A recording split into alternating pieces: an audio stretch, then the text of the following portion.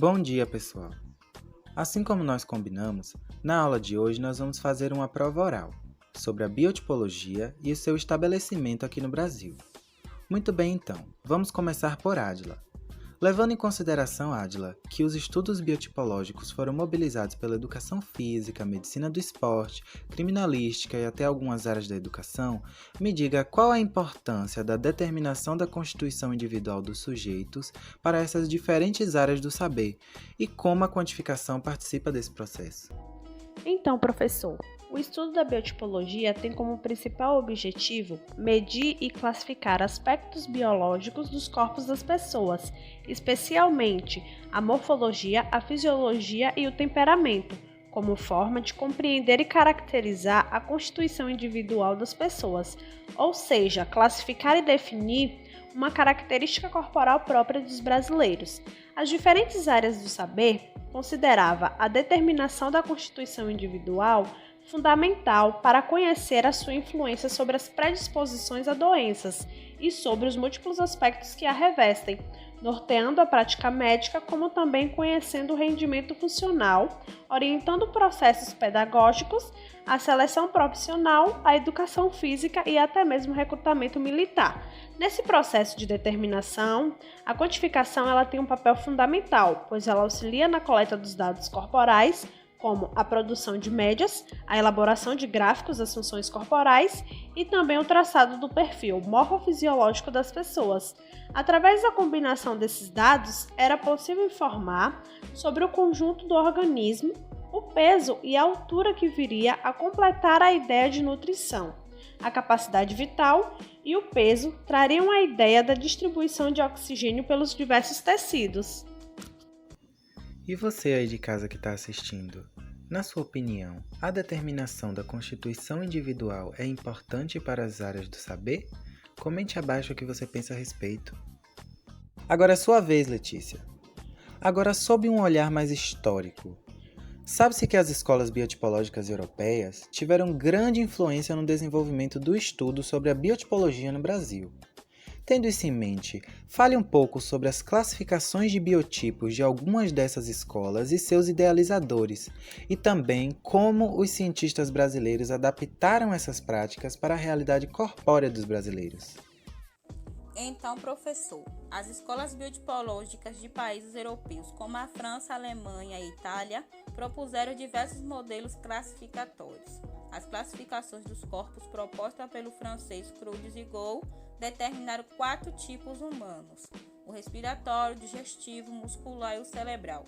No primeiro tipo, salienta-se a predominância do tórax e da parte média da face. No segundo, o do abdômen e do andar inferior da face, sendo a cabeça em pirâmide. No terceiro, há uma repartição simétrica entre tórax e abdômen. No quarto tipo, há uma ênfase na morfologia do crânio, com a cabeça em forma de PL. Já do alemão Ernest, que seguia um ponto de vista psicológico, relacionando temperamentos e comportamentos aos aspectos morfológicos para determinar 3 tipos classificatórios: os pícnicos, astênicos e atléticos. Os pícnicos seriam pessoas com corpos rechonchudos, atarrancado, face arredondada e musculatura mole. Caracteriza-se por acúmulo de gordura no pescoço, face e tronco, além da tendência a serem maníaco-depressivos. Os astênicos, por sua vez, possuiriam corpos mais desenvolvidos em comprimento do que altura, apresentando tendência a desenvolver a esquizofrenia. Os atléticos seriam pessoas esbeltas, com extremidades longas e corpos robustos, e que também teriam tendência a desenvolver a esquizofrenia. Por sua vez, a escola italiana, que apoiando-se de dados morfológicos, propõe um padrão classificatório com base na proporção numérica de medidas antropométricas. Os normotipos, com simetria entre troncos, membros e abdômen. Os branquitipos, com tronco maior que membros e abdômen maior que tórax. e os longitipos, apresentando membros maiores que tronco e tórax maior que abdômen. A realidade corpórea dos brasileiros acabou por exigir dos médicos biotipologistas a reconfiguração dos modelos estrangeiros tomados como referência para suas classificações. Agora que vocês já sabem sobre as escolas biotipológicas, quais delas vocês acharam a teoria mais intrigante? Agora vamos para outra colega, Eliane. De acordo com os conceitos de normalidade dentro da biotipologia, qual é a diferença entre as normalidades responsiva e estatística? Professor, a responsividade ela é a capacidade do organismo de detectar e responder às mudanças do meio externo.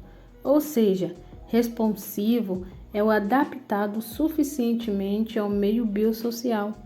Já na categoria normalidade estatística, é o que corresponde ao valor central do grupo étnico a que pertença, ou seja, quanto maior o número de indivíduos com determinados caracteres iguais, o que muito se aproximam, eles são considerados indivíduos normais. Certo, Eliane. Mas na sua opinião, por que as tentativas de definir um tipo normal de corpos brasileiros é um tanto quanto difícil de se determinar? Professor, porque no Brasil, diferente de outros países do mundo, tem uma maior diversidade de pessoas com corpos e características distintas, além da diversificação étnico-racial, o que contribuiu para uma identidade brasileira miscigenada. Os estudos reverberaram a impossibilidade de se estabelecer um perfil biotipológico único para o homem médio, ou seja, um homem normal brasileiro. O argumento central era que, no Brasil, por causa da heterogeneidade, talvez única no universo, não tem como haver um tipo brasileiro. Haverá diversos tipos brasileiros. Depois de descobrir os conceitos de normalidade dentro da biotipologia, conta pra gente, você se considera um indivíduo responsivo ou dentro da média? Vamos agora para você, Josi. Para você, ao se pensar sob um olhar para a história da biotipologia, é possível concluir que a produção do conhecimento científico está diretamente atrelada ao contexto socio-histórico da sua prática? Sim, professor, pois ao estabelecer uma relação entre conhecimentos técnicos científicos e concepções políticas nacionalistas, pode-se afirmar que a prática da biotipologia no Brasil esteve relacionada com a produção de padrões científicos que buscavam a normalização dos corpos da população. Portanto, o fato do Brasil se encontrar num momento de intenso debate sobre a identidade nacional, em face das demandas de uma nova realidade social que se configurava no país, podemos concluir que a biotipologia, tendo em vista as suas práticas de produção de pessoas por meio da classificação e diferenciação de aspectos morfológicos, fisiológicos e psicológicos dos corpos, foi um campo de conhecimento mobilizado por alguns médicos para a definição de um tipo corporal brasileiro ideal, demonstrando a influência do contexto socio-histórico na prática científica. Muito bem, galera. Gostei das respostas de todos muito sucintos e objetivos. Por hoje é só e vejo vocês na próxima aula então. E o pessoal de casa, não se esqueçam de curtir, compartilhar e comentar o vídeo.